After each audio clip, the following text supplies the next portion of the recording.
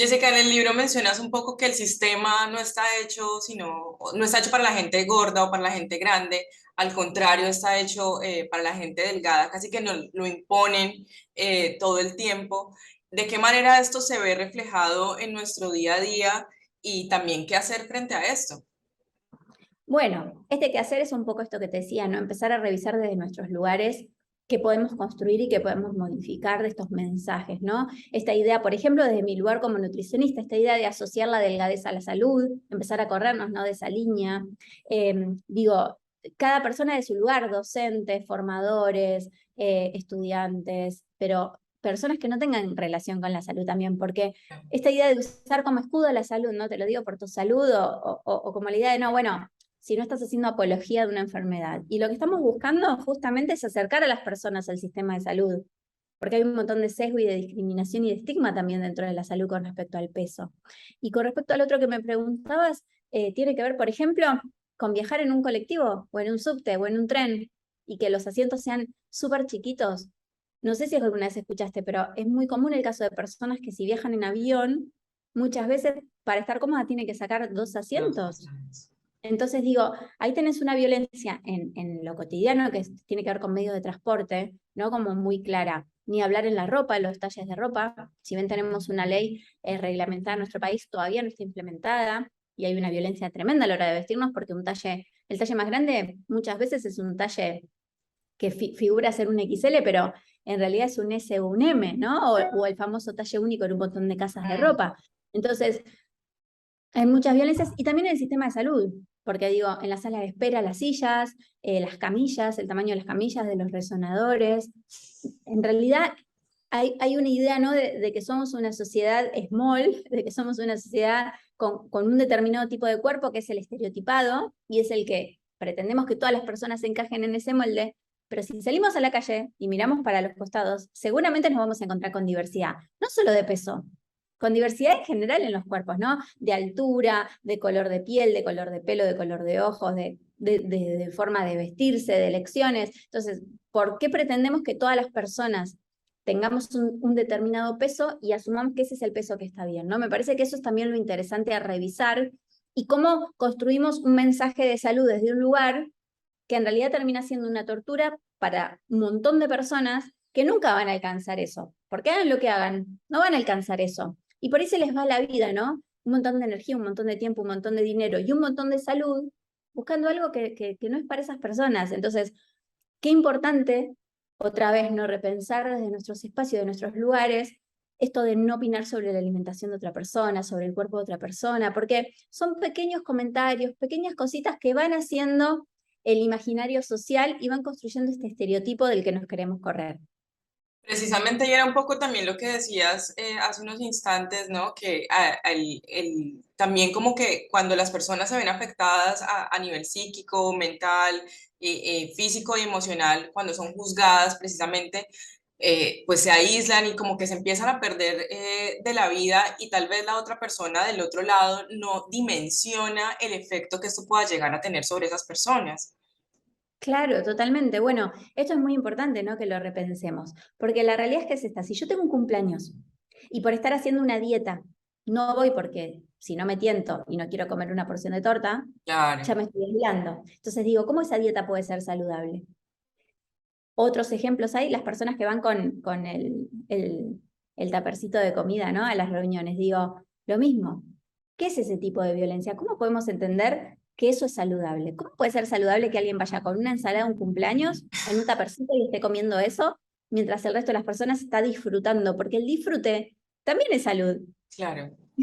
Nos olvidamos de esa parte, ¿no? Pero poder disfrutar también es salud. No estamos diciendo tener un atracón de comida. Obviamente que eso no es salud. Ir a un cumpleaños y comer, no sé, 10 porciones de pizza no va a ser saludable tampoco. Pero digo, ¿cómo puede ser que tengamos que estar siempre en los extremos y pensando que es blanco o negro y nos olvidamos de la cantidad de grises que existen? Claro que sí. Jessica, hace un instante mencionabas que como sociedad, como personas, lamentablemente hemos crecido con una construcción de que creemos en el derecho de opinar sobre el cuerpo del otro, cómo se ve, cómo se viste, cómo se expresa, cómo es en general. Eh, Y eso lamentablemente también viene un poco alimentado, podemos decirlo, por la idea de que nos han inculcado de que ser gordo es malo, ¿no? O sea, ser gordo está asociado también a la idea de que no estoy saludable y no necesariamente una persona delgada significa que esté saludable. Muchas veces incluso uno ve que le hacen un elogio a alguien porque bajó 2, 3 kilos o porque está más delgado y no sabe, por ejemplo, si pueda estar enfermo, si sí, o sea, como que tenemos esas construcciones de belleza y de que está bien estar delgado o que ser saludable es ser delgado y ser gordo no. Entonces, en ese sentido, ¿cómo romper un poco ese paradigma de que ser gordo es ser una persona insaludable y ser delgado sí, cuando realmente no es necesariamente así? Bueno, ese es el gran desafío que tenemos por delante, ¿no? Creo que es muy importante la educación en esto, es muy importante machacarnos. Pasa también con muchas construcciones machistas que tenemos, ¿no? A veces es difícil cuando crecimos en un mundo machista y gordofóbico cambiar eso. Yo siempre digo lo mismo, yo escribí un libro y hablo del tema y no dejan de ser cuestiones que me atraviesan y que las tengo que revisar y prestarle atención todo el tiempo. Me parece que aceptar eso es el primer paso, entender que esto es parte de la cultura en la que crecimos y en la que vivimos aún hoy en día, y en base a eso también empezar a prestar atención y a revisar esto de los comentarios, de los chistes, esto que vos decías, ¿no? Muchas veces me pasa con pacientes que quizás bajan de peso porque están atravesando una depresión, por ejemplo, y entonces se lo celebra y digo, ¿qué estamos celebrando? ¿Una depresión?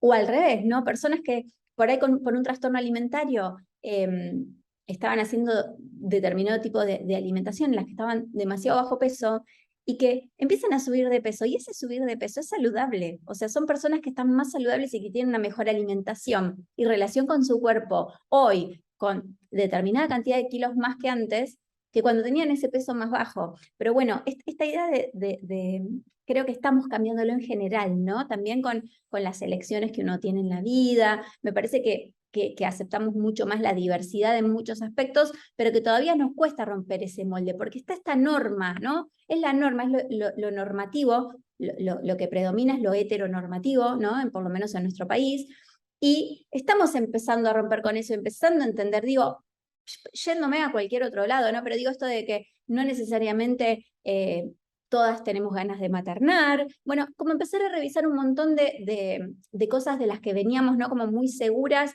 y que lo teníamos naturalizado sin revisar mucho, ¿no? Qué era lo que pasaba con eso. Y hoy, por suerte, empezamos a cuestionar, empezamos a ver qué nos pasa, qué queremos, qué elegimos. Digo, ¿realmente elegimos vivir una vida con violencias, ejerciéndolas también, ¿no? Digo, no solo recibiéndolas. Y está claro que nadie puede elegir eso, ¿no? Entonces me parece que empezar a revisar la ESI es fundamental, ¿no? La educación sexual integral, empezar a hablar de estos temas es clave.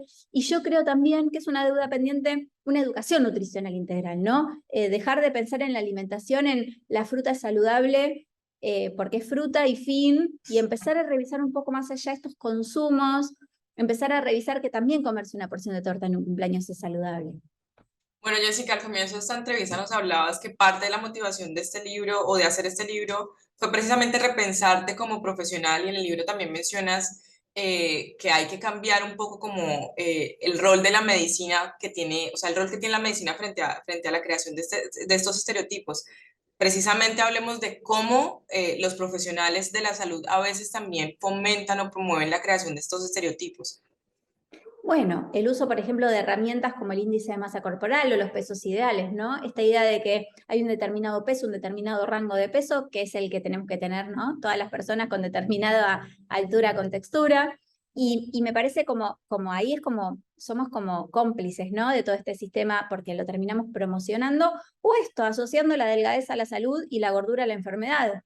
Cuando en los consultorios vemos un montón de personas, como decía, ¿no? Que por ahí, según el IMC, son flacas, pero luego hacemos un laboratorio, por ejemplo, y hay un colesterol elevado, o personas que para el IMC tienen sobrepeso y cuando hacemos un laboratorio lo vemos en valores saludables. Entonces, me parece interesante que empecemos a correr esta mirada pesocéntrica, ¿no? Que tenemos de la salud y yendo a un extremo mucho más grande, todo lo que tiene que ver con el estigma de peso, ¿no? Digo, esto de que va una persona a la consulta profesional por cualquier otro motivo y la indicación siempre es tenés que bajar tanto de peso o anda a hacer una dieta o anda a la nutricionista. Entonces, Pongo siempre el mismo ejemplo. Si me duele la rodilla y soy una persona flaca, voy a ir al traumatólogo y me va a mandar a hacer un determinado estudio a ver cómo está la rodilla. Por ejemplo, me puede mandar a hacer una resonancia, a ver qué es lo que pasa. En cambio, si una persona gorda va a la consulta, lo más probable es que no le mande a hacer ese estudio, sino que le mande a hacer una dieta y que asocie que su problema de rodilla tiene que ver con el peso. Claro que sí. Entonces, ese estigma y esa violencia es eso, ¿no? Si va una persona flaca, una persona gorda, una consulta, a las dos deberían indicarse los mismos estudios. Y sabemos que eso en la práctica no es real y no funciona. También sabemos que una persona llega a la consulta y quizá lo primero que hace es subirle una balanza. Me han pasado testimonios de personas que me digan que van a la consulta porque les duele el oído y le digan que tiene que bajar de peso. Entonces, lo tenemos tan naturalizado y tan incorporado, ¿no? Que terminamos generando estigma de peso, terminamos generando violencia y opresión, y lo peor de todo es que lo que hacemos es alejar a las personas del sistema de salud, porque lo que suele pasar en la mayoría de los casos es que las personas se sienten violentadas y no vuelven, y no tienen acceso, y no podemos hacer prevención, y siempre terminamos encarando mucho más avanzados, ¿no?, los problemas que se presentan.